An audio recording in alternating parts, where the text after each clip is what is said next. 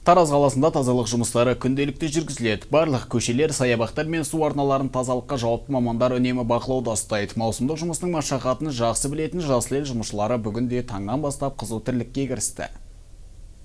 Бүгін жасыл ел қызметкерлері қаланың 8 көшесі, 4 арбаты мен 7 саябағында тазалық жұмыстарын қолға алған. Күнделікті қайталанатын жұмыстардан шаршасақ та бұл іс өзімізге ұнайды деген жандар таң сәріден бастап қоқыстарды теріп, шаһар көшелерін сыпырады. Күнделікті тазалық жұмыстарымен шұғылданамыз.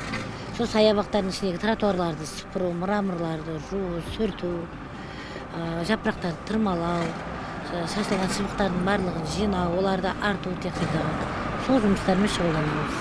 Біз Жеңіс саябағындағы қызу тірліктің үстіне түстік. Дәл қазір мұндағы тазалық жұмыстарына 94 қызметкер жұмылдырылған. Әр қызметкерді сөзге тартып жұмыс туралы сұрадық. Барлығының жұмысымыз ұнайды деген жауабы бізді тәнті еткені рас.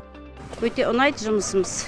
Басшыларымыз да жақсы, жағдайымызды түсініп, уақытында жауабын беріп, бірге сыйласымда істесеміз. Қасымдағы кәсіптестерім барлығы ауызбіршілікті тату бірге жұмыс істейміз. Парктың ішінде қоқыстар тазалаймыз, жапырақтарды тырмалаймыз, арықтың ішін тазалаймыз. Тараз халқынан өтініп сұраймын, таза ұстаңыздар, жүрген жерлеріңізді таза сақтаңыздар. Сындырмаңыздар, қиратпаңыздар.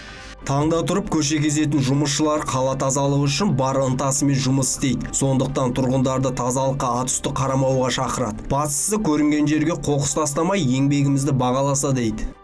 Қанат Күзберген, Эльмира Сапар, Мейрамбек Сагынов, Элдар Түстікбай, Аймақ.